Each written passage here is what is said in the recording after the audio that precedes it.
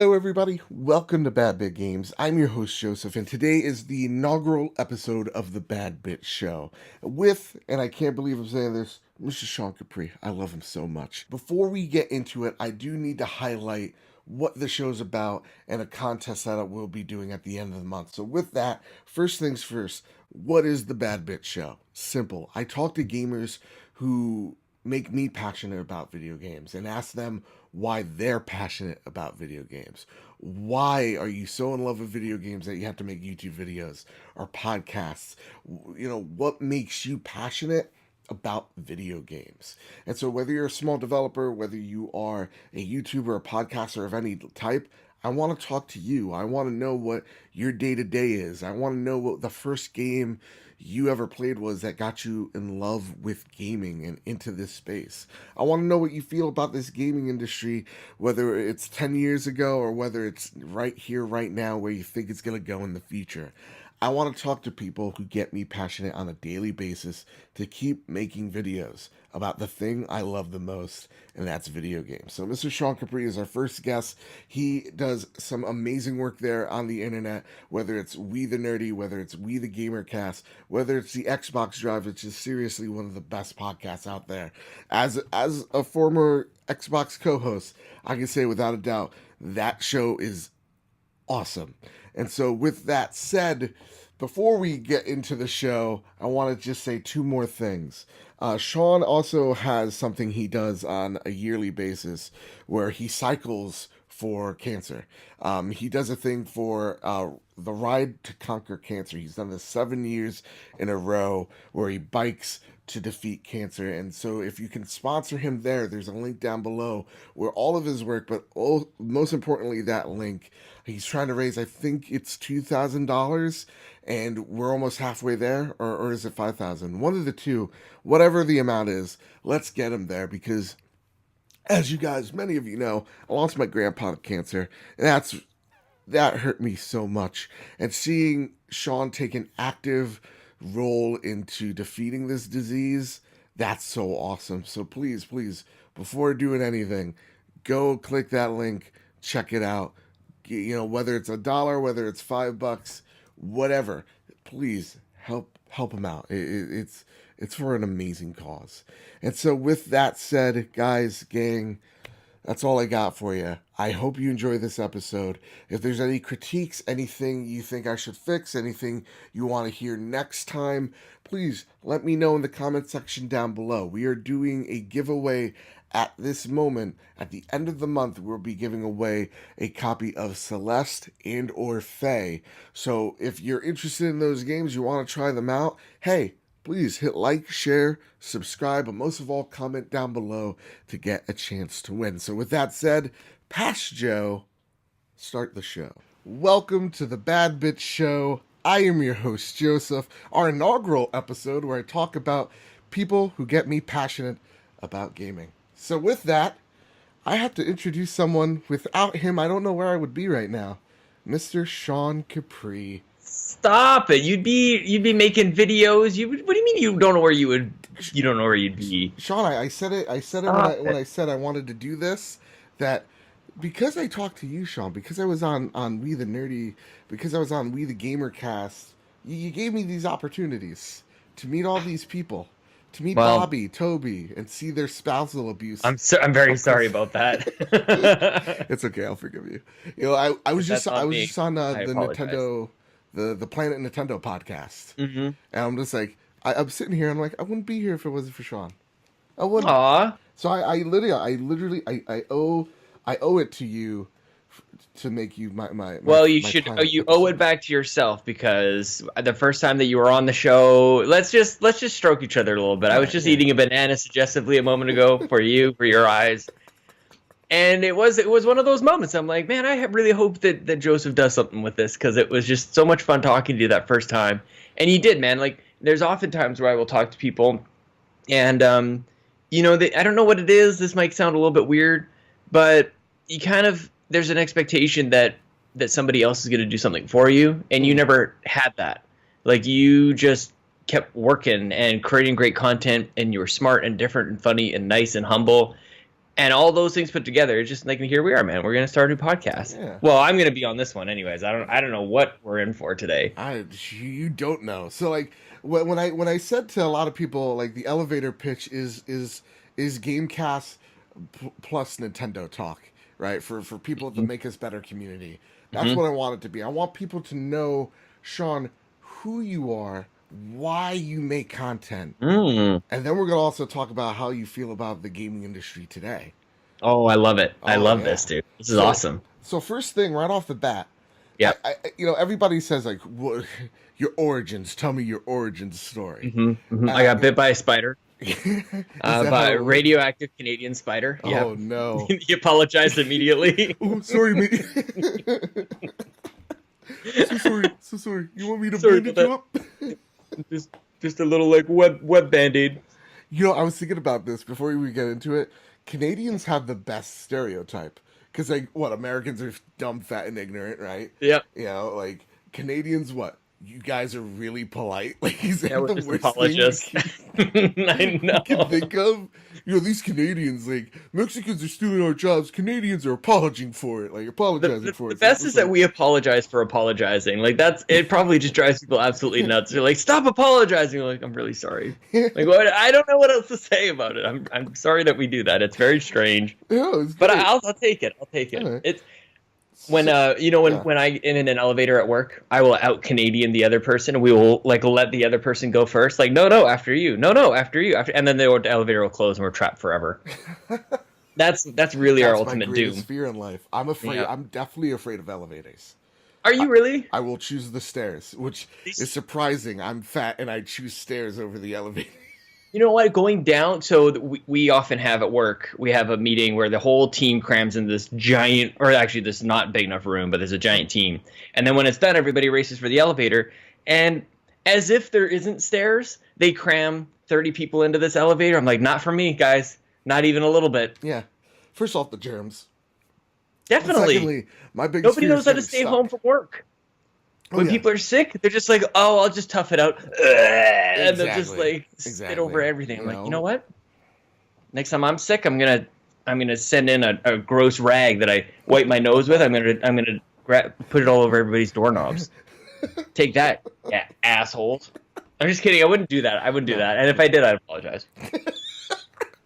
No, for me, I'm just like, the feel very- elevator's gonna stop. The elevator, and when the worst thing, Sean, is hearing the ding, and the doors don't open, and Oh, and, yeah. and then you get that little, like, for a second, just a brief second that feels like an hour. It's the noise, and I'm just like, why aren't the doors opening? Fuck. Why are your elevators made out of elastic bands? American infrastructure is very faulty. I did get I should say I did get stuck in an elevator last week. I forgot about this, but How do you forget? on the main floor. Okay. I got in, I pushed the button, and then nothing happened, and I couldn't get out. It was only for a couple of minutes, but honestly, I was like, I'm kind of okay with this. That's It was my own little safe space. It would be more terrifying. Look, it would be way more terrifying if I was on like the 15th floor or something like that. But on the main floor, I'm not going anywhere. It's fine. I'll just have a nap. Oh god, no, I can't. Got my big old Canadian winter coat I could use as a big pillow. You probably have a McDonald's cup with you. I mean, yeah, that's the troubling thing is that I would be all caffeinated from my coffee. Yeah, my thing every time I'm in the elevator is like, okay, when's the last time I ate? When's the last time I drank? So that how long? Time it out. Oh, Yeah, Sean, man. I love this elevator podcast we made. Elevators. What is the first game, Sean, that you were like, I'm in love with games. This is it. Oh, I think at the first time that I was actually in love with games, probably like the original Mario. But I think that I actually have a memory of video games before that, which I'm pretty sure. And if only there was like the internet or some sort of like Apple device early years. But I'm pretty sure it was Pac-Man on Atari at my cousin's house over in Kelowna, which is like gorgeous countryside, like in British Columbia. Is like this amazing lake. Like this is where all the orchards are. Like there's vineyards and everything. It's just the place that nobody's staying inside to play video games. you're Everybody's staying outside inside. on their boats and stuff. I'm like, I'd like to play another round of Pac-Man, please. Like that's all I wanted to do, man. Like I can still remember people talk about this a little bit. I don't know if you have this type of memory, Joseph, where like when you watch TV, it's pre-programmed. Like whatever is on TV, you have no say. Yeah. Because it's not even like even VCR, like when that was like coming into our house was kind of like, oh, I get to decide what's going to be displayed on my TV. That's crazy. And then for video games, they had like these magical connectors in the back, and then was it channel 3 or channel 4? And that whole thing. Channel 3 was correct. Channel 3 was correct. Yeah. And then like I just it was Super Mario, but then shortly after, it was the Teenage Mutant Ninja Turtles for NES. And I remember thinking like, I remember getting just thrust into the Ninja Turtles.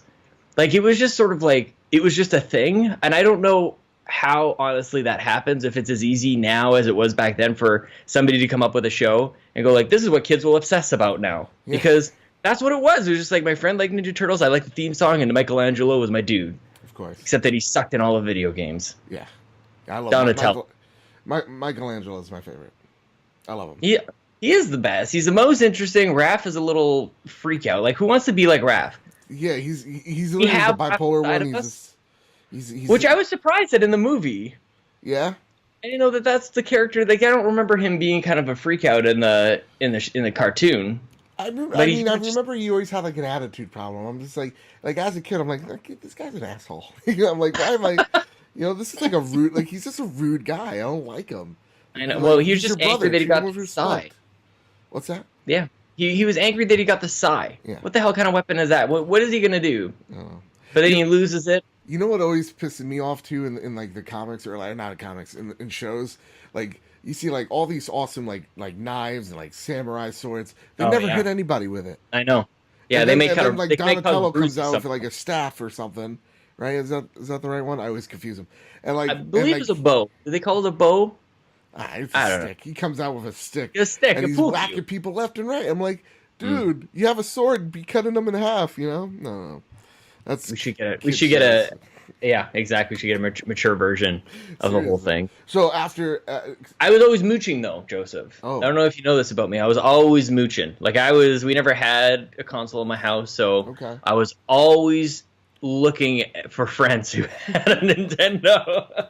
Because I was obsessed instantly. I was just captivated by this thing, and I remember like sometimes you'd go to a friend's house and I don't know if the dad like unplugged it or something, or they were moving it or whatever. Like sometimes it just didn't work. Yeah. Maybe it wouldn't power up, and you'd blown the cartridge to your heart's content, and it just wouldn't work. And I remember my friends were always okay with that. Like they always seemed to be, I guess we'll just play with G.I. Joes or whatever else instead, which we also didn't have in our house. So there was a magical time in everybody else's place. But I remember being like obsessed, like, wait a minute. What does this yellow cord do? What is this? Where does the twisty thing go? I remember trying to like figure it out, but had nobody was there to guide us, and nobody cared to like really learn about it. And that I remember that frustrating me so badly. All I wanted to do was play Mario, and they're just like the Da Vinci Code of where these wires go. Where does it go? Because I didn't understand. And it's because it's very simple now, like just the ins and the outs and everything. Yeah. But back then it was just like this.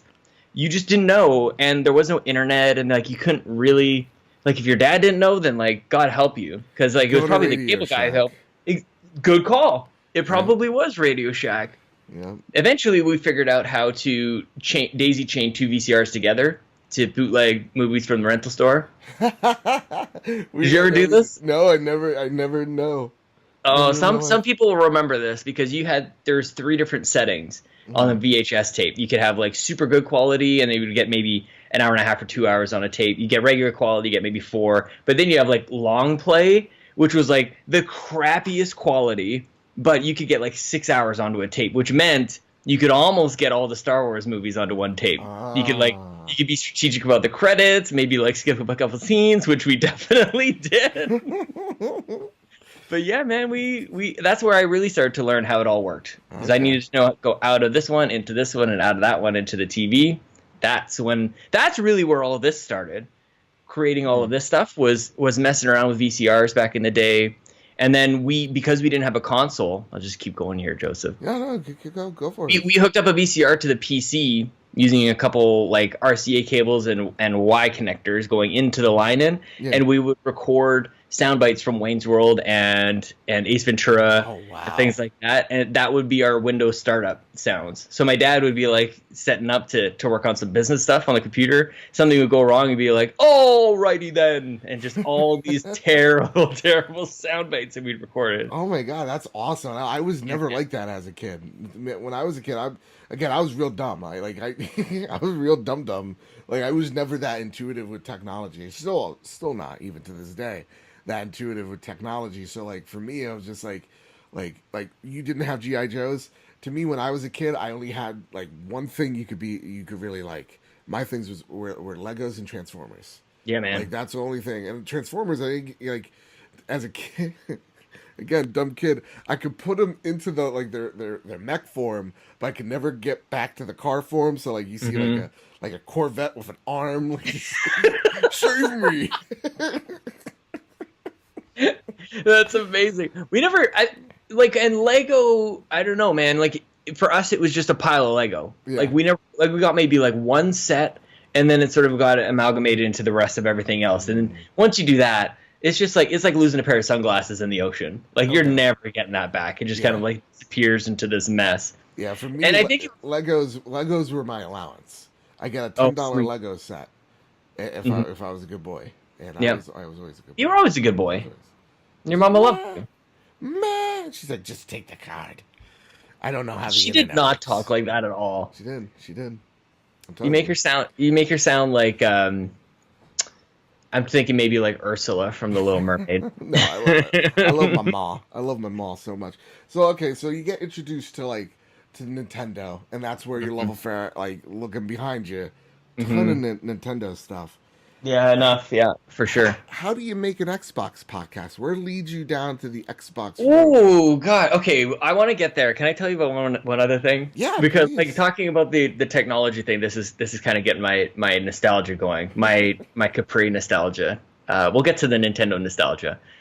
My neighbor Matt was the one who had everything. He had every system, every game you could ever imagine, all that kind of stuff. And he was like, him and his brother are so smart and so creative. They're like the jerks that you just hate in school. Like there would be an announcement at school. It'd be like, oh, well, I won't even say his brother's name, but neighbor Matt's brother won another mathletes competition. He's like first place. And then the next day he's like, neighbor Matt's brother won another 5K run. Like he was like the super athlete, super smart, super creative. Like, oh, and by the way, he also won a scholarship for his art. Like he had like paintings on the wall in his parents' house. It was like absolutely stunning stuff. So they had this amazing mix. Like their mom is a teacher, super like drama type, like really creative side of the family, and their dad is a lawyer, so very smart, very like hardwired logistical kind of brain and stuff. So they were both like ingrained with both of that, and we were both of the same family. So I was essentially brought up in a very similar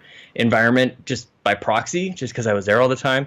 And they had Windows Movie Maker, Windows 3D Movie Maker, where you could get like these characters and they had these set animations, and neighbor Matt would make this 2.5-hour movie. It had like it had all these fight scenes, everything. He recreated the scene from Final Fantasy VIII, like the intro. What? He recreated that whole thing, like the and the oceans, everything. And and it had the big swords, and they were all fighting and everything. And he needed gun sounds for his movie, but like it's a kids thing, there was no gun sounds in it. So, but you could import your own audio. So he would connect his VCR to his computer, and actually no, he connected his N64 to his computer and recorded GoldenEye sounds, because that was the best gun sounds that we had back then. He would have fucking genius. Dude, it was crazy. Like the Matrix ended up being big eventually, and we had like bullet time stuff. So him and I were always doing stuff like that, and that's kind of what set me on the path for any of this.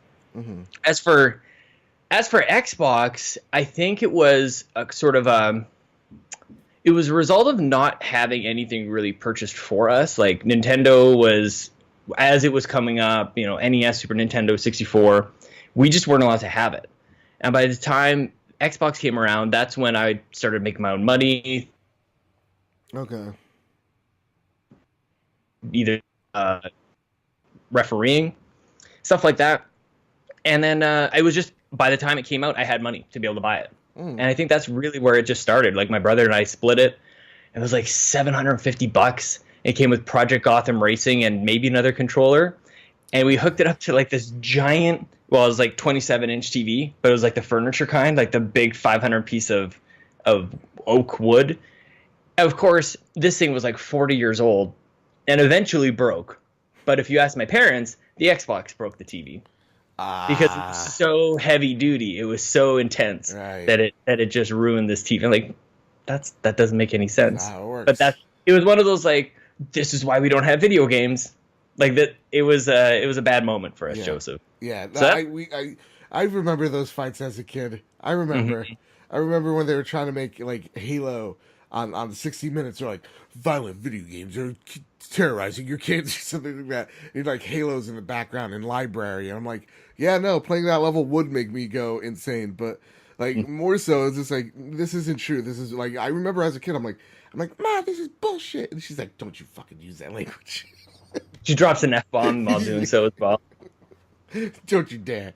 And I'm like, you don't get to tell me what to do. Anyway, and but like I remember having those like arguments of like, no, this is not how.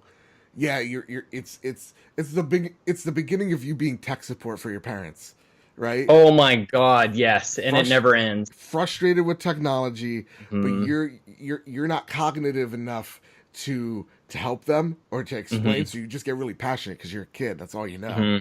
And so like, because you're sensing it's gonna get taken away. Yeah.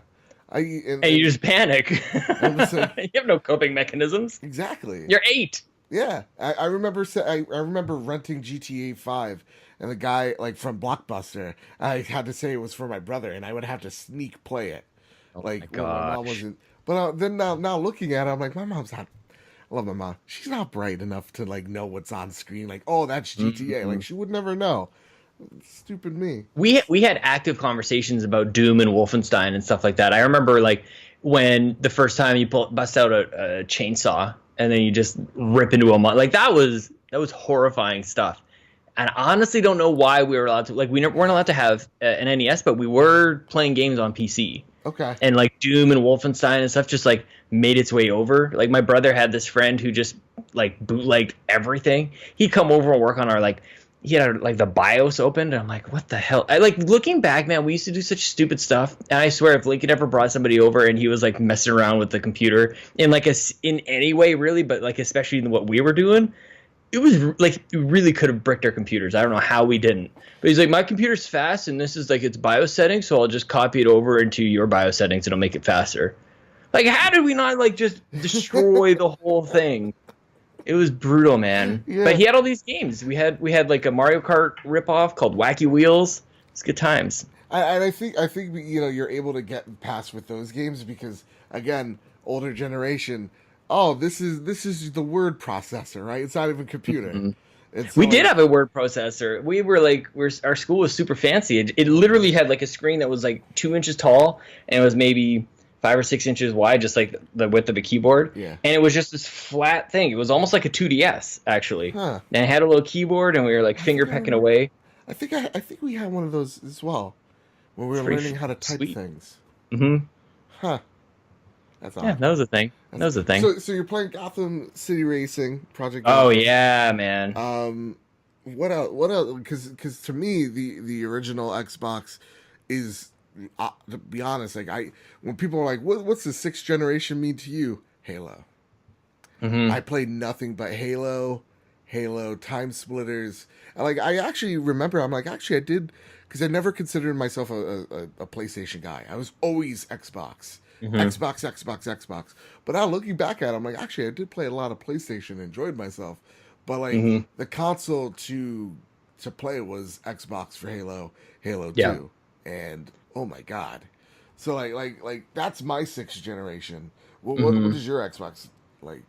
Well, I don't think I ever really played the first Halo. Actually, I ended up getting the second one just as it was becoming super popular, and I was starting to get into.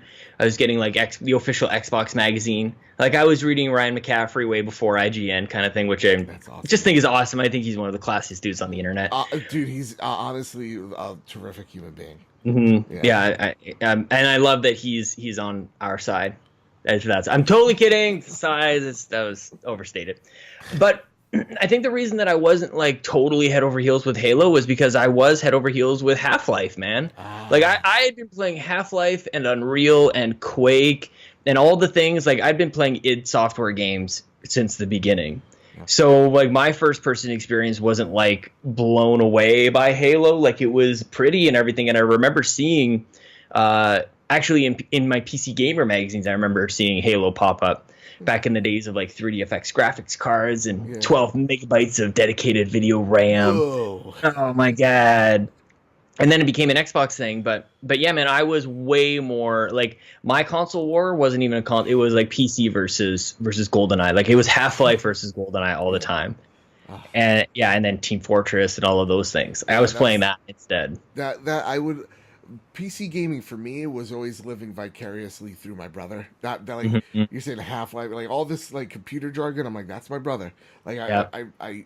you know, you guys would get along because like that was my brother was doing Half-Life and all that jazz, and yeah, no, like In a crowbar, dude, you're just like whacking monsters in the face. that scared the Holy shit and out of me as a kid. puzzles, dude. And the sound, I was obsessed with sound cards. Like once I got my video card kind of taken care of, then you can move on to like a sound blaster, and you had 5.1. And I was always looking up like the next set of speakers. So I had it was like a 5.1 set. Actually, it was 4.1. You had just the two in the front and two in the back. And we had one of those Fisher Price 3-in-1 pool table things. It would like transform from a pool table to a ping pong table to a almost like an air hockey, but without the air. Yeah, yeah. It was, but so we used that table Whatever happened behind to us. those things? They're all. It's at my parents' house. Come get your half ping pong, half air hockey Oh, without that was the air. so good. But that was our table for our rear speakers. Yeah. And I was always like, neighbor Matt would always make fun of me because I was always talking about our subwoofer and how much bass this thing was like pumping out. And there's this one scene in Unreal, a thing that like the engine is based off now, like the very first Unreal game. There's a scene where you're walking down this hallway and all the lights start going off one by one, like slam, slam, slam, slam. And then you hear a door open down the hall and just two red eyes down the hall just staring at you and hear this growl. And that growl emanated so much bass that the lamp shook off of the table and like slammed down on the floor. And I just like, God, like it added like this. I'll never forget that. That's like one of the scariest moments in gaming for Oh me. my god, yeah, no, it sounds nuts. So like Halo and then your mom Schmalo. just comes down like, this is why we don't allow it. Right? Yeah, exactly. Every time something bad happens, like this is why we don't do this. This is why. So Mhm. Like, thanks, super helpful, Ma. So where do you make the switch to like your PC and Xbox? How do you make the switch? Because you seem now like you're just all console. Yeah. Eventually, my 3DFX graphics card stopped doing everything it needed to do. And I honestly don't remember if I ever upgraded after that. So let's see. Original Xbox was around 2000, right? 2001, I think. Yeah. So I would have been just graduating high school. So that's kind of where I'm at. And Okay. when I went into university and college, then I sort of took a bit of a break, a little bit from games as well. You know, you got to grow up and all that garbage. And yeah, I don't think that I just didn't really play too much at all. I sort of dabbled in the Xbox era of like Battlefront and Battlefront 2, a little bit of Dead to Rights, and started to get a little bit more comfortable with that. And like I think couch co-op started becoming a thing where we were playing like NHL, and we just weren't playing that on PC. But we had NHL 97. We used to have a rule where we would buy every second year. Like NHL, we'd have NHL on the odd years, and we'd have FIFA on the even years. So I had FIFA like 98, Road to the World Cup on PC. Is good stuff, man. But eventually, that's like how your you friends should don't want always to play do that. it too. Just do the Right? 2 years. You don't do it every. It's a good. Now I just do EA Access, so I'm all in on that. Ah. And I had a new like revelation when the 360 came out, and I was at a friend's house, and this is where partying really came in, where you just like mostly drinking and like video games on the side. And I remember my friend turned on his 360 by picking up the controller and pushing that button in the middle. And I was like, this is the future. What do you mean this is wireless? You don't even have to get up and push the button on the console. That blew my mind, man. Like, that's where I was at. And because I think I just was always obsessed with technology, like almost even more than games themselves, which maybe I'm realizing something about myself here. get back into it a little bit. And I got back into the Wii and the Xbox 360 at that time. I was huge into Mario Galaxy, and wanted to get into Blue Dragon, but just could never understand JRPGs really. And then I think the 360 was the time for, like, I was super casual, like with I was a filthy casual, Call of Duty, NHL, all the time, man. Like that's in those days. Modern Warfare 2. Modern Warfare blew my mind. I still think is one of, like, I don't know, maybe top 10, maybe even top 20 games ever. Oh yeah, I mean, because that opening of course it scene doesn't and the hold ghillie up, suit. but what it did for online gaming, that just not just last gen but this gen, insane. Yeah, man, it's super influential. Like, I would say equally as much as like a Grand Theft Auto 3 kind of thing. Yeah, right. A lot of people, they like to trash on Call of Duty because it's popular, but like it's popular for a reason. It really did do the gaming industry at large of great service of how shooters should work. Well, and especially comparing it to Halo, give them a lot of credit. Like, they've had the staying power, and Halo's onto the fifth main one, but they've also had a couple of spin-offs and stuff, and just has not managed to maintain.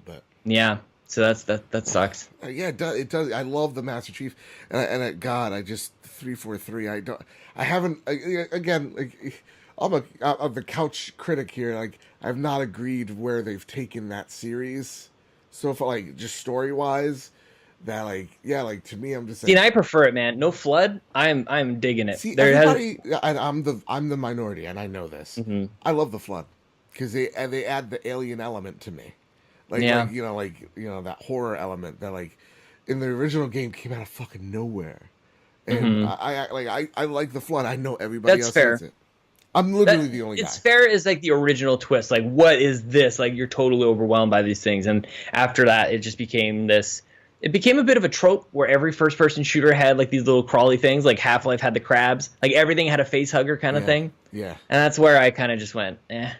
No, I loved the 343 direction. And speaking of, like, why am I doing an Xbox podcast? Yeah. It's the 360 that did it. The original Xbox was cool. Like, it had its hard drive. You could listen to your music and whatever. It was massive. But I never really had an affinity to it. I had a huge affinity to my 360, man. Like, BioShock, Mass Effect, like those, especially those two, were like, oh, the games are on a different level now. And they were originally exclusive. Like, that was, you could only play them on Xbox 360. BioShock, greatest memory of BioShock was drinking, like I beat that game in a day. The first time. Beat it in a day.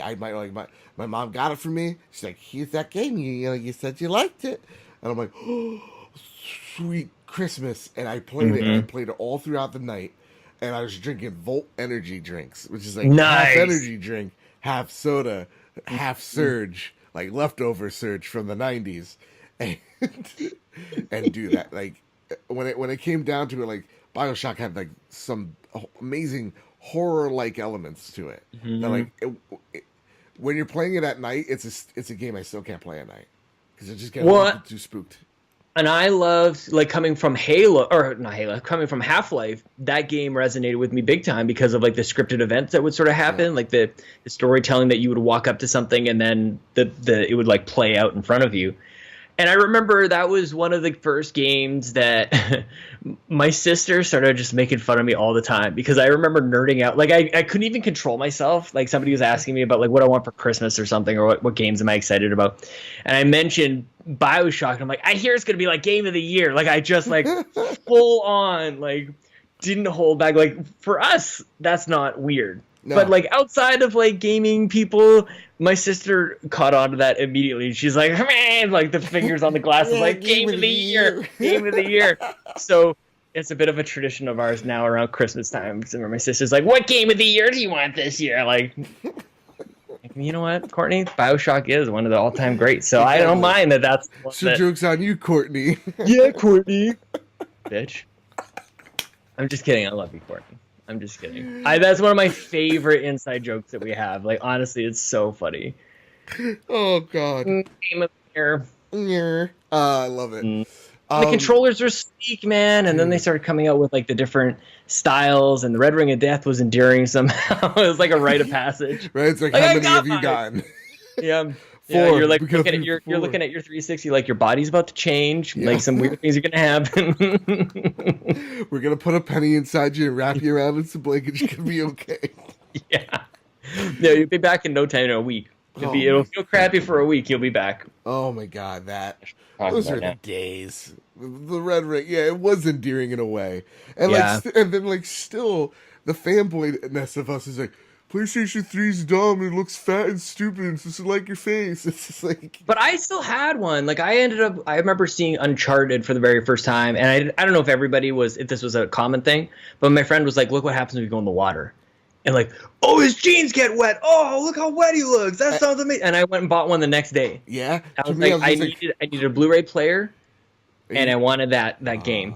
No, to me, I'm like, who cares about jeans? I got the Master Chief, Halo 3. I'm like, Yeah, he doesn't even do clothes. Exactly. I got the Gears of War collectors. I don't even care. Look at the lights. Gears of War, yeah, man. Like, how could I forget? Dude. One of my favorite games that came out of nowhere. Like, this was me coming back out of casual gaming. By the time Gears of War really happened, I was starting to, like I said, kind of, look at that controller. Like, that Gears of War special. I picked it up going, like, I hear good things about this. Not knowing anything to the degree of like what that game had in store for me. I'm like, I think this game is supposed to be good. So I bought it and we brought it home. I was just like, what is this? There's a chainsaw on the end of their guns? Dude, what? I remember the trailer, and that's when all my friends were hooked. Oh, Gears of War is a game that I'm getting chills to think about it. I fell in love with it day one. And I'm one of those, like, again, Gears of War 4 is fantastic, and it's so criminal how underplayed it is. Because it's so good, and it pays homage to what makes Gears really great in terms of online. The story. That's a guru thing. I just did the online part, though. And this is where I don't even know if people like, because I go on and talk smack about the Switch, and it's like I talk just as much smack about Xbox. And I didn't like Gears of War 4 like at all. Oh, really? Like okay. I think it's a tremendous showcase for the X. Like it looked crazy. It actually looks so good that I start to ignore how much I dislike like the characters in it. Like I don't like that new crew. And I think in terms of like what makes Gears of War, I do think that it's the macho men and like they're just huge hulking dudes and everything. And I just don't know how that translates. I think a lot of older franchises are having trouble like finding their identity. It's kind of like me, like playing around. Like it's like me if I was to go like to the bar, be like, "Hey, everybody, let's dance. Where's the Macarena? Like, what's your game of the year? What's shaking, everybody?" It's just it's awkward, right? And so I just like I think PlayStation's doing that really well. Obviously, God of War has found a tone that is connecting with people in the direction they're going there. I don't know how they do that with the Microsoft series. I think the one thing that PlayStation does really well, because I think they understand that their games don't get me wrong, they're amazing. All of them are great. That's they're all great. Trust me, believe me, folks. But they know when it's time to end something. You know, so like we saw a resurgence of Ratchet and Clank, but you don't see Jack and Daxter much. You know, like they know when it's time to cut the cord, and I feel like that's totally. Yeah, we were totally needing more Crash Bandicoot. Yeah, definitely wanted more of that. Listen, I didn't make that decision. I just wanted to punch a big hole in that theory sale of yours. No, like well, that's Activision's. That's not ours. Fair, yeah, that's true. Isn't it coming to Switch? Isn't it? Probably, yeah. It's some type of exclusive. But like to me, it's just like they know how to let things go. Like Sly Cooper, that thing's dead. You know, Infamous. I doubt we're gonna get another one. Like it's just like they know when it's like, okay, this one's run its course.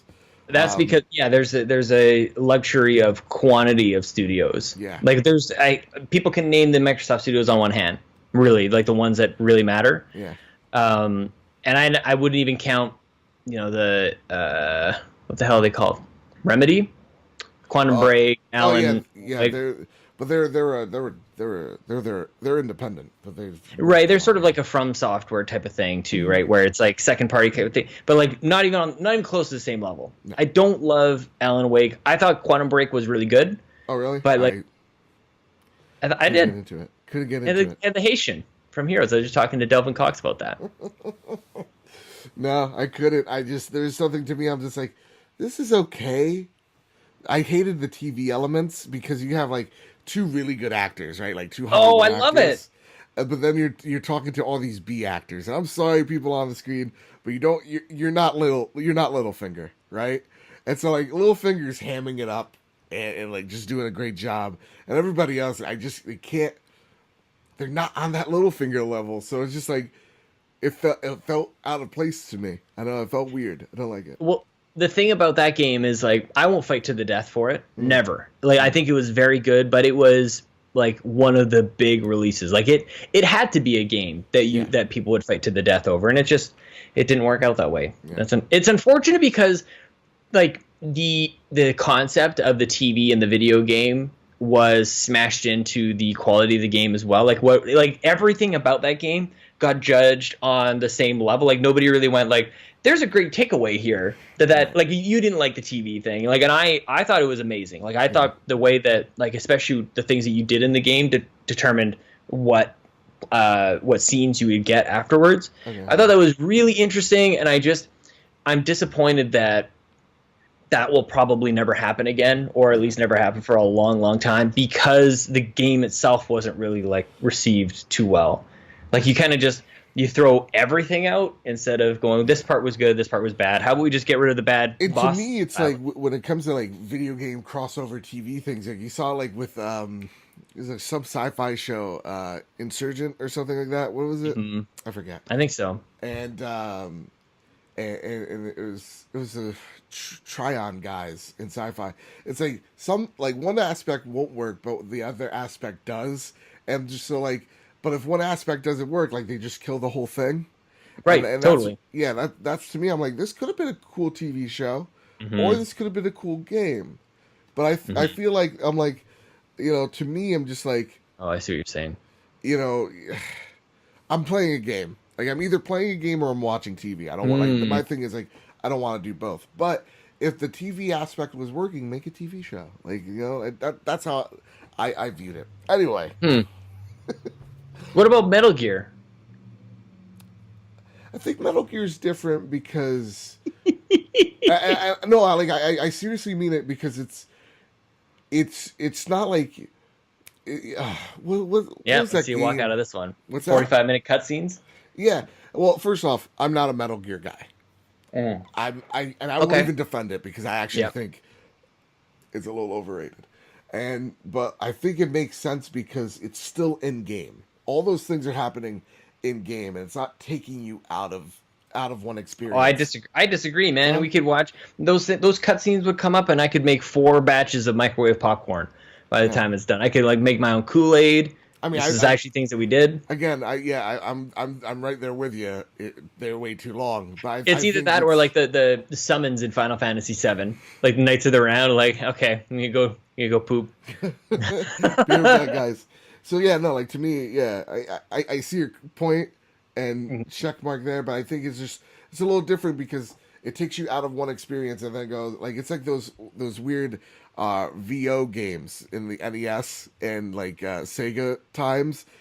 Those games are weird because it's like like QuickTime, like with the like real video, like real life. Yeah. Like that's what I'm trying to get at. It's like it's easier to digest Metal Gear because you're in that universe. It's not you're not being taken out of it. I guess it's not as jarring. Yeah, I looked at it, it reminded me of like, speaking of Pac-Man way at the back of the beginning, like when you play a level and then you're rewarded with this cutscene. Like I think that's what it really took me back to, is like the ultimate reward for like reaching the finish line of a particular chapter. And making decisions in there and going like, how is this going to play out? Like it for me, it managed to bring all those elements of choose your own adventure, and then going like, you did this, therefore you get this reward. And I was always looking forward to seeing like what's going to happen. But the only thing that I would say about that is maybe because it was so new and so different, and it was, to your point, like pretty jarring. I was always like, and now I'm watching this part, and I was like, almost being overly critical of it, like because it had drawn so much attention to itself. You're like, am I actually enjoying this? Like I was always like questioning and like analyzing, and I didn't really feel like, I guess I was really in it. So I guess like I do get what you're saying, but I still, I guess maybe I wanted to like it too. So I got a question for you. Yeah, man. We the Gamercast, we the nerdy. How Mm-hmm. does that come into fruition? Like, how does that Ooh, come? it's a How does good that question. happen? What's the origins of that? I don't know. So I think it was probably all thanks to my obsession with podcasts, like when that started coming out in Yeah. 2000 and gosh, 8 or 9 or something like that. When the app came to iOS, like they Yes. used to be buried into the music app. Yeah. And it wasn't until it got its own. I'm like, I always wanted to get into podcasts. And I was starting talking to my friend Gary, who I did Nerdflix and Chill with, and he introduced me to a couple comedy things. What's so funny? I just love Nerdflix and Chill. Nerdflix. That was him. He came up with it, dude. That was such a good name. Amazing. I miss that show so much. That was something that only a non-dad can do. Two movies and a new one every single week. That was a special time. So I was obsessed with. I started getting even more obsessed, sort of like in my magazine days, with PC Gamer and Xbox Magazine, just consuming as many podcasts as I could. And then I discovered Podcast Beyond and all of the different IGN shows, and just wanting to get creative with it. And I was listening to, in Canada we have EP Daily and Reviews on the Run. Victor Lucas is like the Wayne Gretzky of video games up here. He's amazing. And I respect him so much. I think he's just one of the classiest dudes, alongside Ryan McCaffrey and a few others. Who I just think that they're incredible people. And I was listening to one of his podcasts, and he was giving out the advice that like kind of everybody does. And like if you ever want to get into this, just start doing it. Yeah, just do it. And it's funny now hearing that that's like a canned response almost. Whenever people ask that question, you always get that answer. But when I was listening to this particular episode, I was driving to Calgary. I was going to spend a couple of days there for work, and so I had a few evenings of free time ahead of me. So I'm listening to this podcast, and he's like, just do it. Like, wherever, if you're passionate about it, don't do it for the money. Don't do it. Like, do it for the right reasons. Do it because you love video games and because you're passionate, and also because you have something to say. Yeah. And I always thought that last part was kind of strange, because I'm like, well, of course I have something to say. Like, I'm writing it, or I'm saying it. Yeah. But I think people often leave out the part, like, say something interesting or new or something that nobody's thought of before. Say it because you want to say it, not because you need to meet a quota. Yeah, or to like try and get a click or something like that. So I went and I spent a couple of days in a hotel, and I'm like, okay, I'm gonna do this. Like, Vic was talking to me. I'm gonna start up my own website. I want to get into this, and I came up with this idea for All in Fun and Games. So it was like All in Fun and Games. There's kind of a bit of a play on words there too. Yeah. And it was all in fun. Like, I wanted to do it for fun. It was right out of that advice. So I started up like a WordPress blog, and I just started writing about stuff, and I started covering like E3 and like opinions on it. And WordPress is great because there's a tremendous blogging community, or at least there was anyways. And people you could be discovered in a way. And this team out of London, and they're called 16-Bit Kings, saw one of my articles, like, hey, do you want to write for our site, 16-Bit Kings? And I'm like, this is amazing. Like, how did this person find me? And I was just like opened up to the world of the internet that we all know now, which is like this intermingled community of gamers and people who have opinions. And I was just like completely blown away. And I was dating Chelsea at the time, and she was super encouraging about it. I remember staying up all night writing an article about God knows what. I think it was about the Xbox One was about to come out. And she was super supportive and wanted me to go for it. And I was like submitting articles to try out for it. And I ended up doing I did sort of a column there. It was, what the heck was it called? Diaries of a Backlog Gamer. And it was my attempt to try and get through my backlog. And I was playing through Red Dead Redemption and Dragon Age Origins and I think Batman Arkham City, a few older games, and just loved going through that, loved reviewing games from like a current perspective kind of thing. Yeah. And that was like me first getting into it. And then I started joining Facebook groups and just getting way more involved. Like dating Chelsea and like going, well, she accepts me for who I am, so like let's go for it. Like I kind of like got to step out of the pretending not to be into video games as much as I truly was, like getting right back into, I want to make sure that NES works. Stop pretending like this is not a big deal. I want to play video games right now. And I was in another group, and somebody else was asking a very similar question. How do I get into this? And everybody's saying, I've got a site. And Andrew Semichek from We the Nerdy responded and said, We the Nerdy's always looking for writers if you guys want. And at the time, 16-Bit Kings was sort of doing like a weird transition. They ended up becoming Vexoid, but they couldn't decide what website they were going to be next. And I replied to Andrew. I'm like, "Hey man, I've done a couple things. If you want me to write for your show or for your site." And then I sent him a few of my Backlog Gamer or Diaries of a Backlog Gamer stuff, and he's like, "Yeah, you're in." So he fired me up. And long story short, they had like a bunch of podcasts on We the Nerdy site. They had Game Over Man, and We the Gamercast originally was a thing where it's just 4 people coming together doing the news and stuff. And I always wanted to do podcasts, so I invited myself on to do like a post Nintendo. I think they had a Nintendo Direct at one point. And I remember just like, I don't know what the hell I'm talking about. Like it was that the first time you do a podcast and you realize, man, some people really know their stuff is terrifying. And that's kind of where it started. I started as a guest, and then that show fell apart because you need commitment from 4 people, and that just wasn't happening there. And my obsession with podcasts eventually just took over, where I just couldn't get people to do it with me. And I was obsessed with Mark Maron's podcast, where he had a new guest on, and I started putting everything together of, if I can't get people to commit, and also that style of show has a way for me to just like talk about things where I didn't have time to write about them, where the intro and the outro, you can grow the show by having guests on every week. Like all these things just really started to check off, and I'm like, and I know how to do it because of recording GoldenEye sounds on my PC from way back in the day. So like it all clicked together, man. And it just like, I put one last thing about it, as I put a message in the Kind of Funny group to say, I'm starting up the show. Here's my idea. Would anybody be interested in having guests? And you see these things happen even now. And like the whole thread just fills up.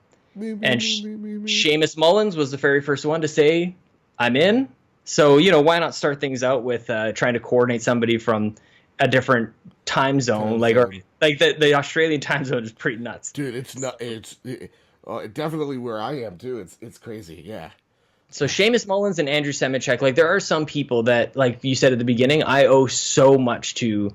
So many of these people. Brock McLaughlin recently, Dapper Tux, introducing me to a bunch of amazing people at Xbox Canada. Like it's just the ride along the way and this reminiscing about it is really nice because it forces me, and everybody should do this every once in a while. Like force yourself to remember the people who opened the doors for you and the people who got you to where you were, and also give yourself credit too because you took that opportunity. Yeah. The door was open, you had to walk through it. And that's what, why I wanted to do this show so bad is to say, like, as Kendrick Lamar said, bitch, be humble. It's like, yeah, man, that is how I've always tried to live is just to be humble.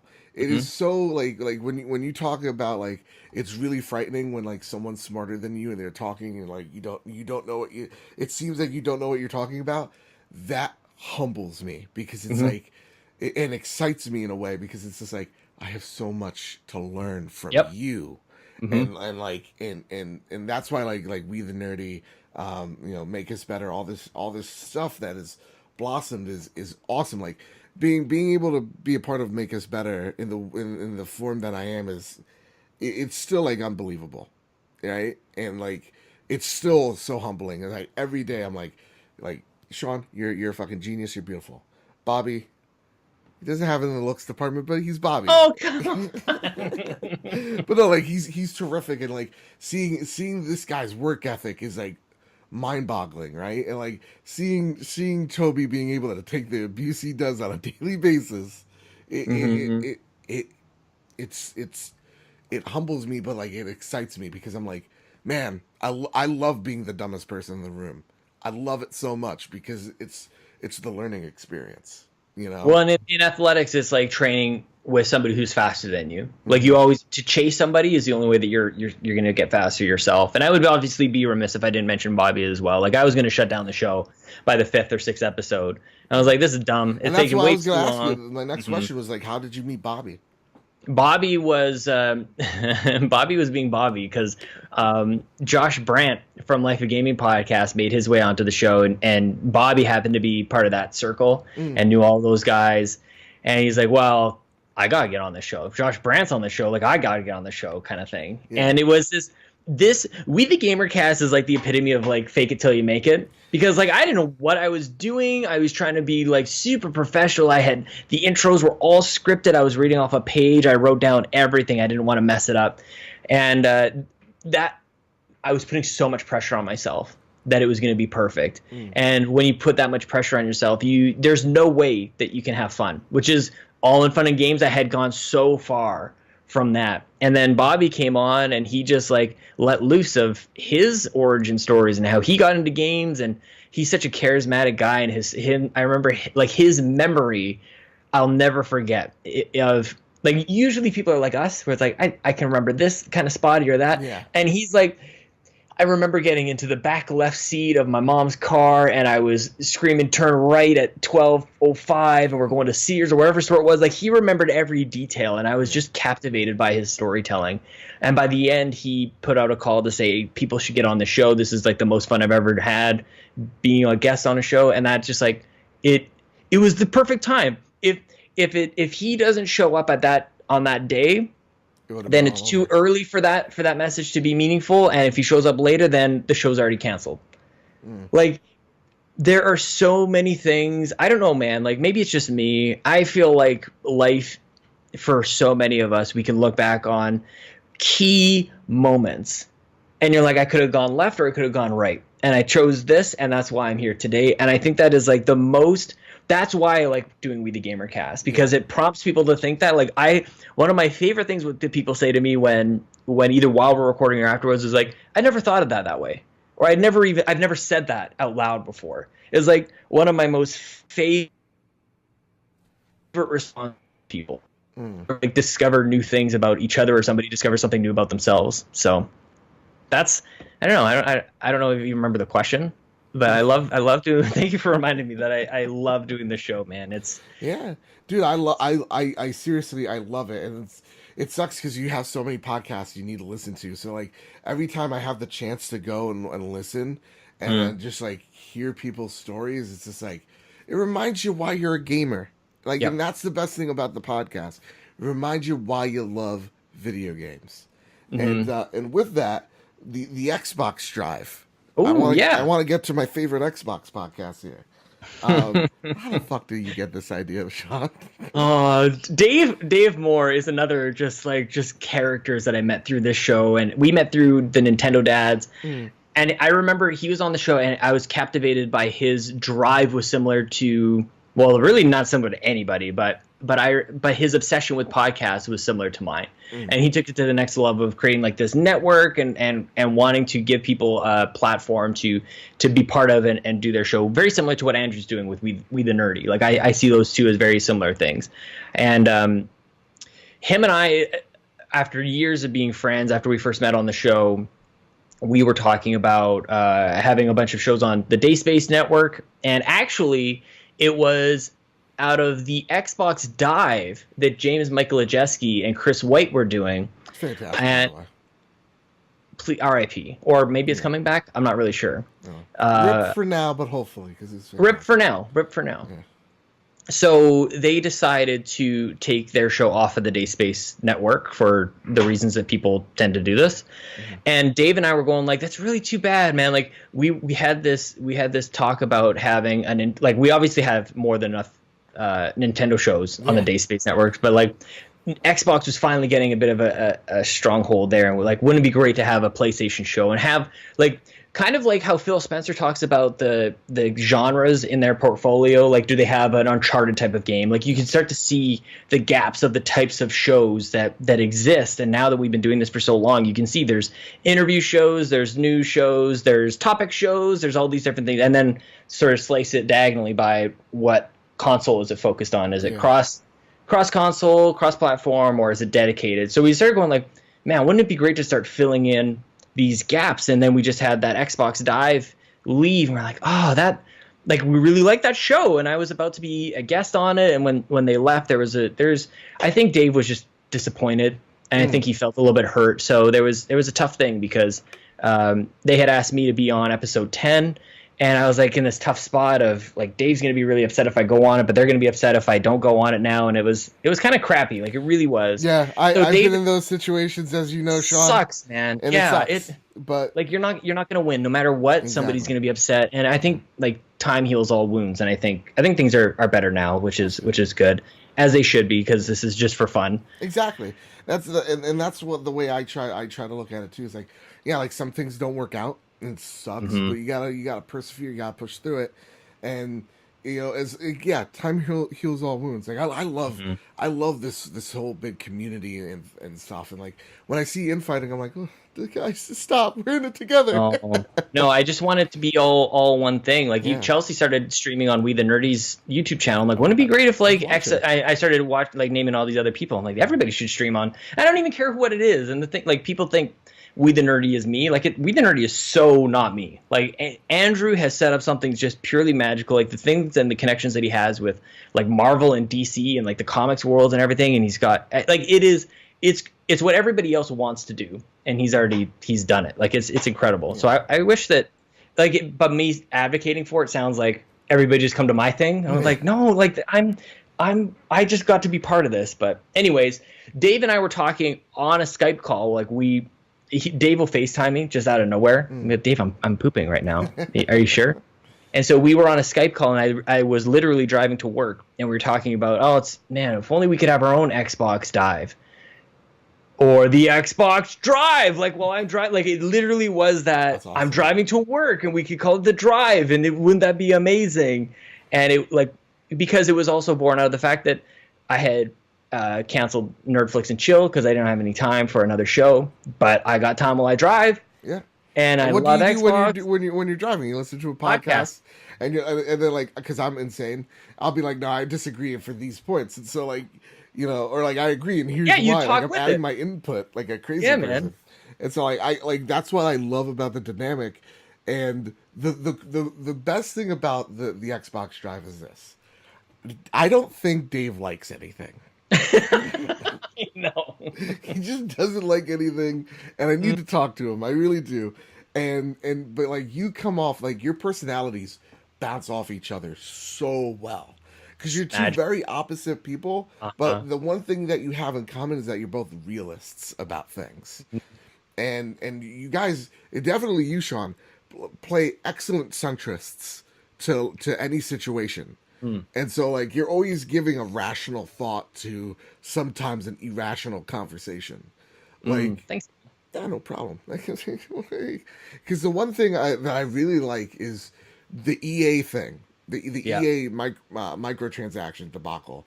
When everybody was like praising the whole like burn EA to the ground, and you're just like, hey guys, I hope you're really happy because people are gonna be losing their jobs and shit.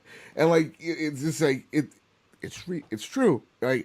And like my concern was like, yeah, no, like people are gonna lose their jobs. It's development, but like people are not thinking about, man, people are gonna be working through Christmas, Hanukkah, wherever, Kwanzaa, whatever the case may be. People are gonna work through their New Year's holiday because of this situation, because of stockholders and not them, and to see them get verbally attacked for decisions that may or may not have been, you don't know for sure, their idea. God, that's awful.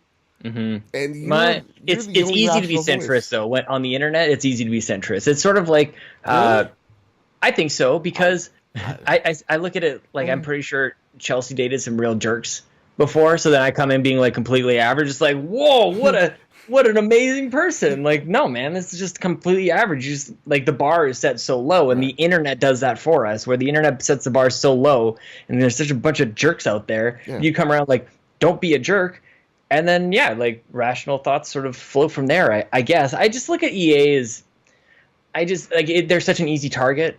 Yeah. And so if you kind of just play just slightly the other side of that and go, they're all way more similar than we think. Yeah.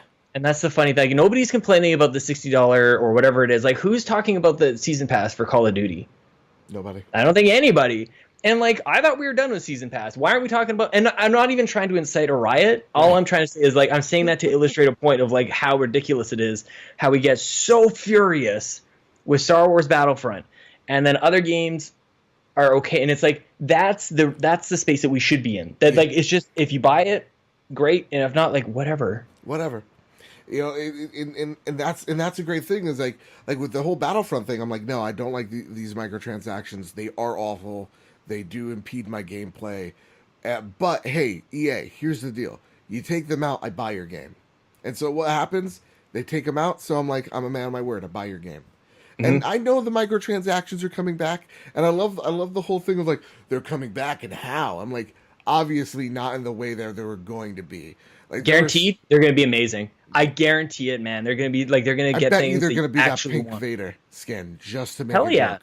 Like, let's do it. and like that's the thing that like aggravates me about the internet is dumb questions and dumb statements. Yeah. Like, and so to me, it is about like what Victor Lucas said is like have a voice. So like there are some videos where I'm like, oh, I could talk about this. Mm-hmm. And the way that like Bad Bit Games works is okay, but am I adding something different or am I just going with a flow?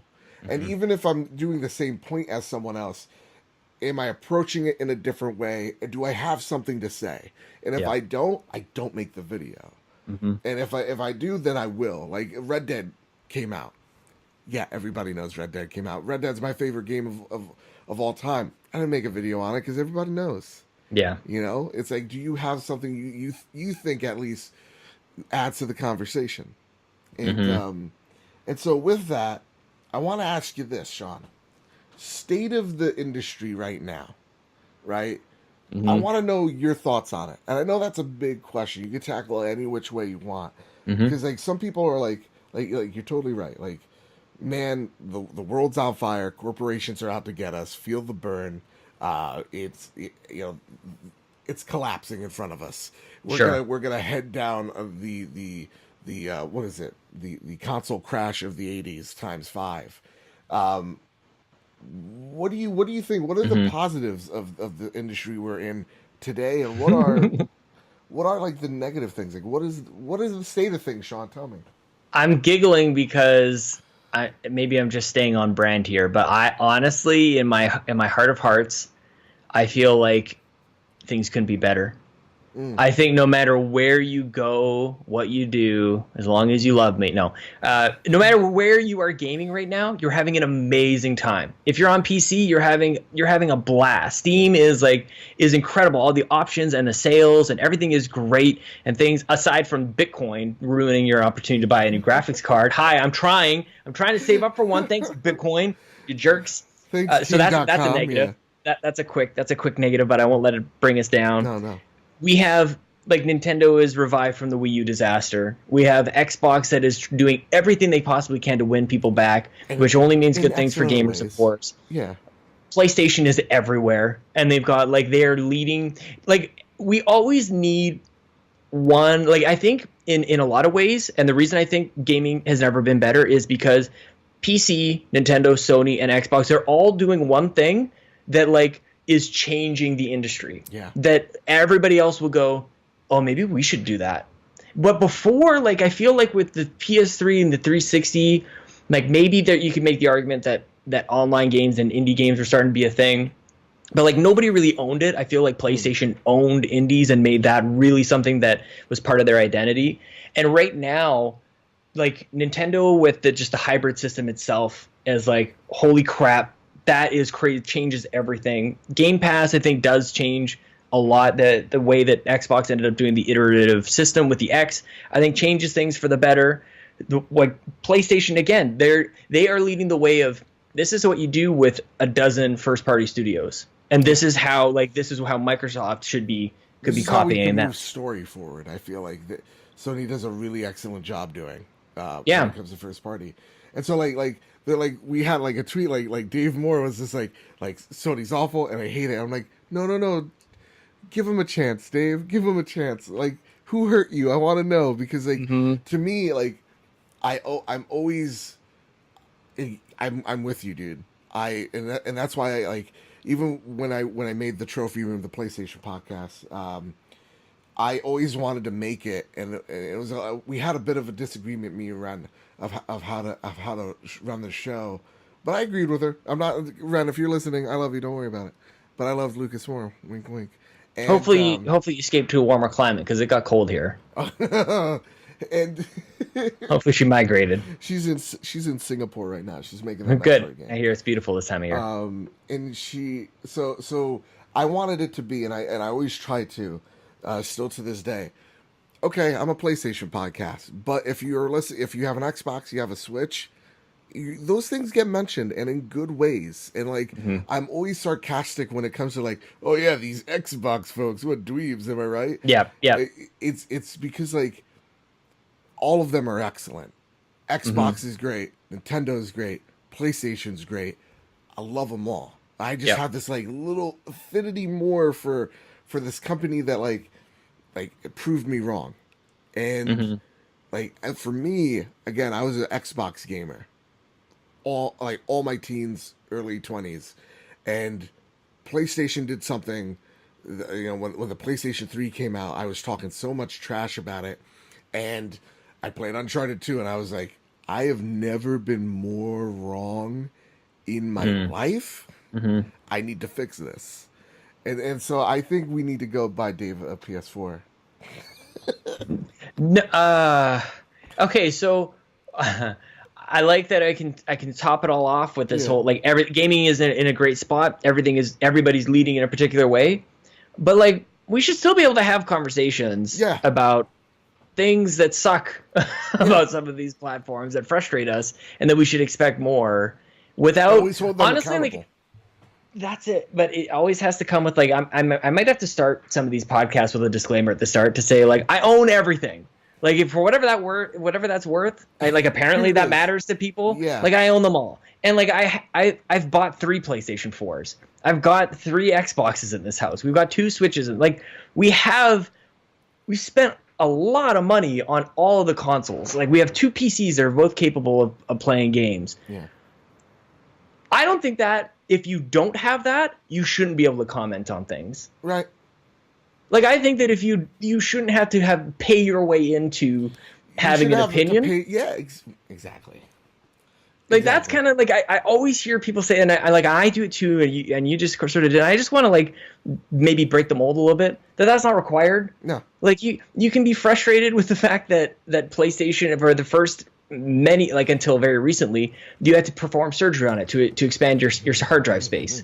Yeah. That sucked ass, man. That was awful. And even when I did do it, it was a terrible experience. And for me, like Dave mentioned, like dude, like the quality of their products suck, and I'm like, and when I like give him my little retort, I'm like, you're absolutely right.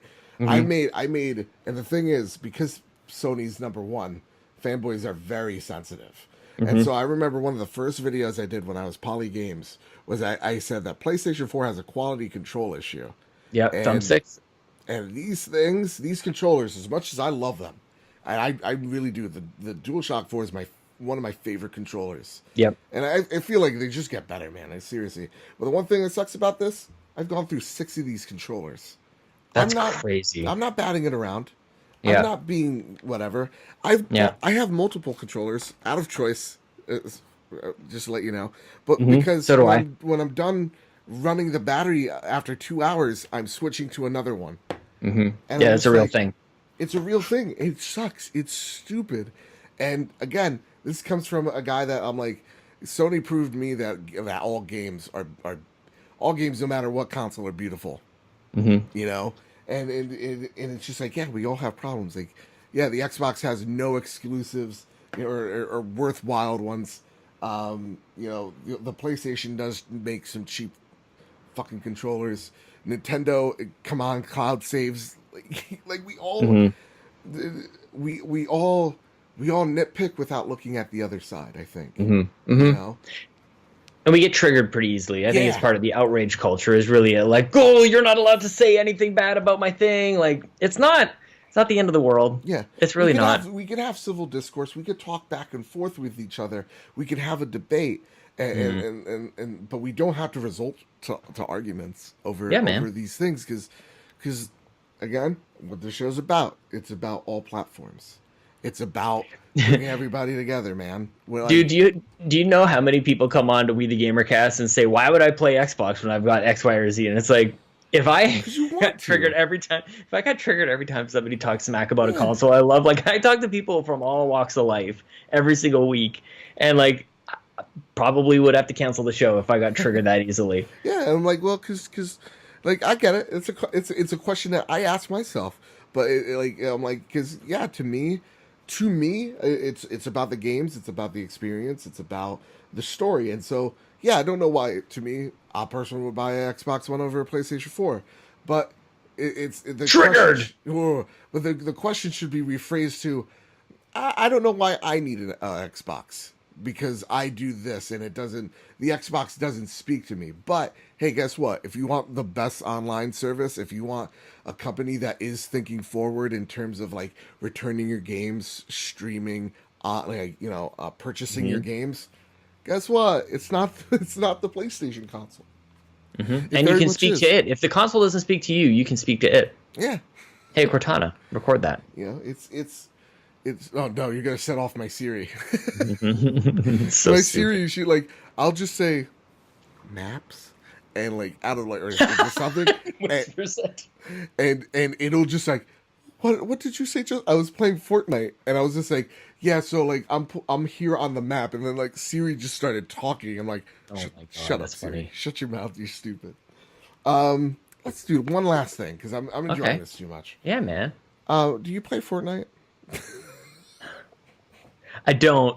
Chelsea plays it all the time, Yeah. but I don't know why. I was literally just thinking this because there's a video going around. Have you seen this? It's a video going around. There's like 15 kids. They're all playing around the TV, and the kid is filming Fortnite with his phone. He's just got it zoomed in on the screen, and he's like the player's like on this huge tower, and it's him and this other guy. They're the last two, and he's pulling out all his different weapons, trying to get a shot on him, and he's just like he's too far. He's way too high.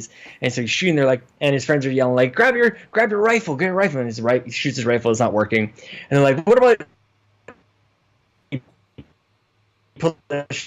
And I go for it. And the guy jumps down, and it's like a couple football fields high. He jumps. If this dude lands on the ground, he's dead. Yeah. So he's making this like make or break move. He's jumping down, and his friends are screaming like, "God, what's gonna happen?" and then they all stop at the same time, like as if on cue. They stop, silence. You hear the shotgun go, and they kill him. He gets first place, and the room goes crazy, man. It is like my favorite Let's Play I think ever. But I don't like Fortnite. But you play PUBG, right? Like Yeah. I hear you every now and again. I want to know this. A broad question. A, what was your first chicken dinner?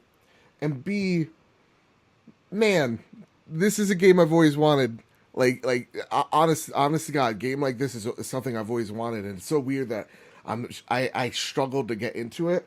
But what is your dream game when you think about it?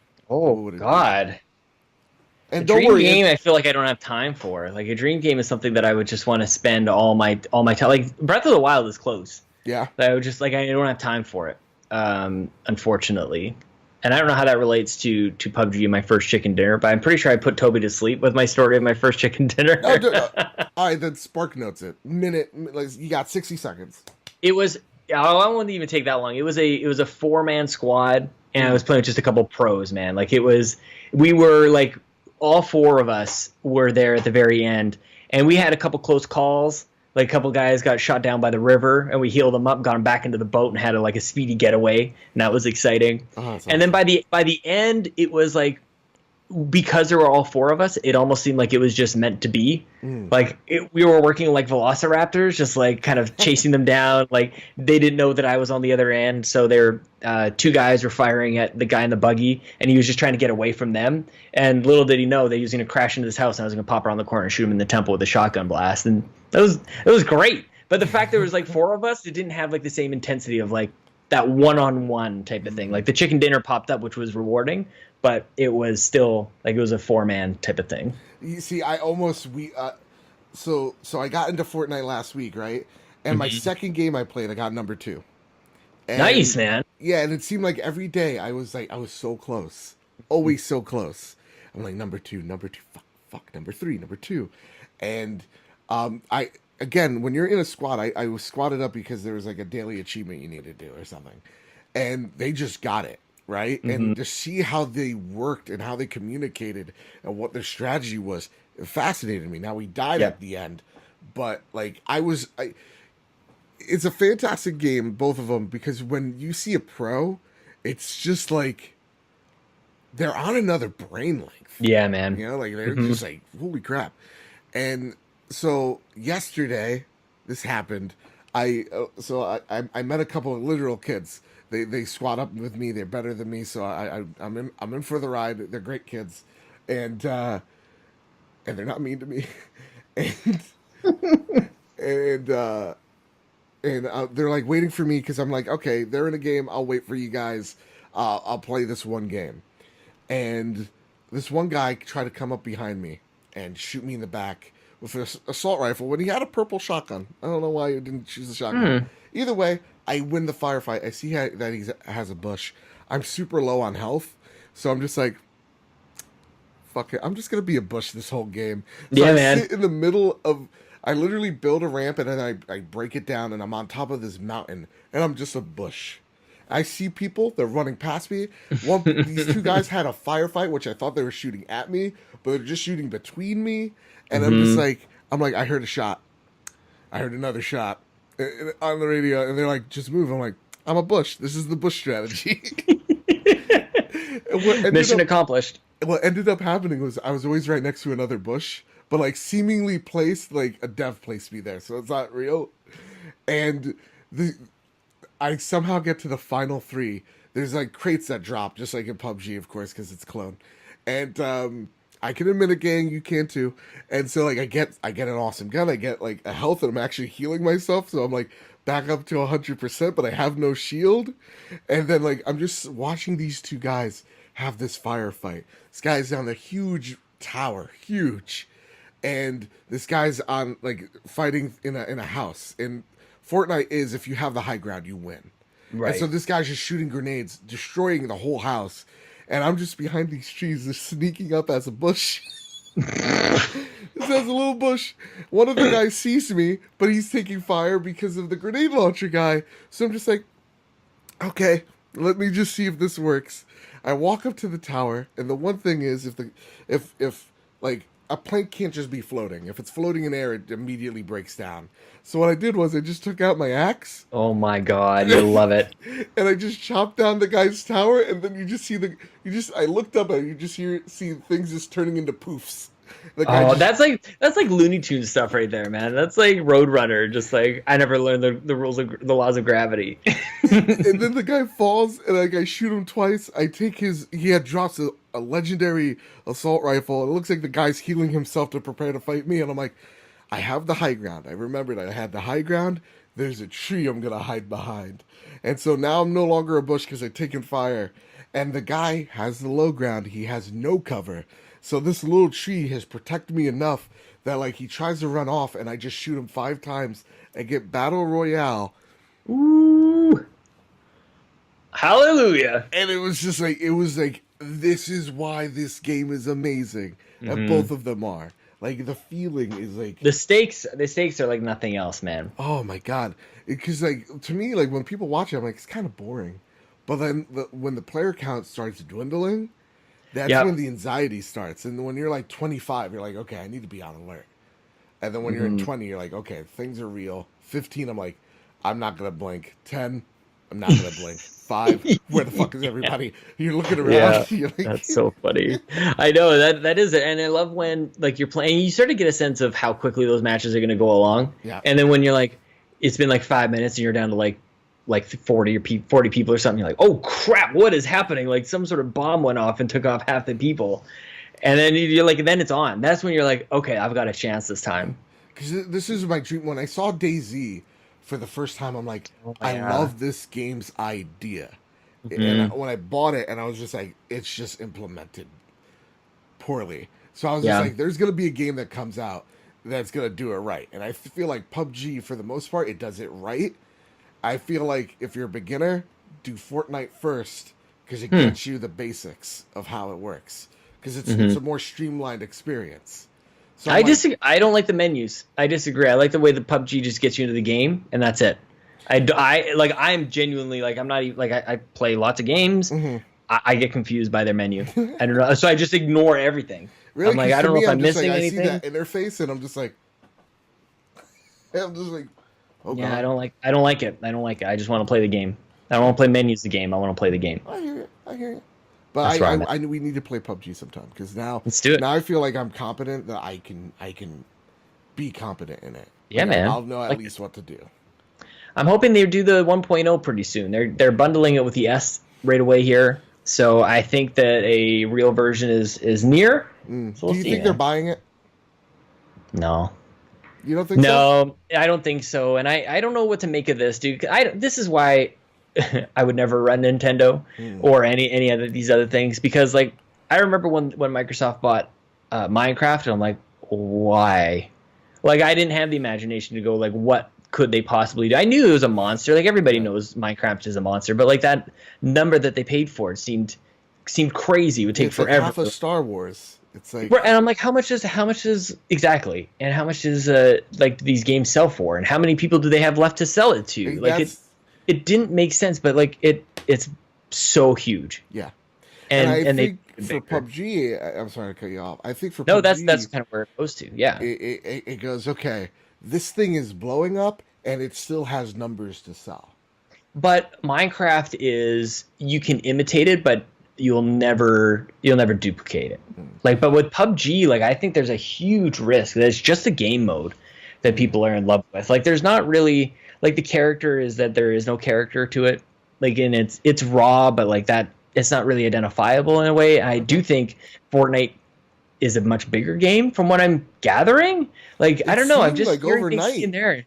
Like it's actually got more players. I don't know, but you don't. Yeah. You would think that you would hear those concurrent player, like the records that PUBG was setting all over on PC. You're not hearing any of that stuff on consoles, but maybe it's because they're all split up into different places. Yeah. So I don't know, man. I don't know. It would be good if they did, just to sort of lock it down, but at the same time, I kind of want. I take almost any game, okay. and I'm sure it would be great. All right. Okay. Well, man, that's it. That's the show. I hope you enjoyed yourself. We did it. Sean. I feel like I talked too much. No, Sean, this show is about you. It's not about me. It's very weird for me. I know. It's the shoes on the other foot. Very strange. And you know what's really weird is like you were talking about earlier. It's like how many iterations of your podcast you went through, and what it is, and it's really awesome that this is the pilot, and where this will eventually evolve to be. I'm very curious. I like it, man. I like the current state of affairs spin on it. Yeah, I like it because, like, you know, like again, I really want year 2 to be the time that Joe gives back, because 2017 was #blessings, and so like it was like my turn to like really like give back to people, because like again, I'm gonna give him another shout out. Like people like Jams, man, dude. Oh yeah, that guy. He needs more subscribers than he does. It's almost fucking criminal. It's like, that guy's really good.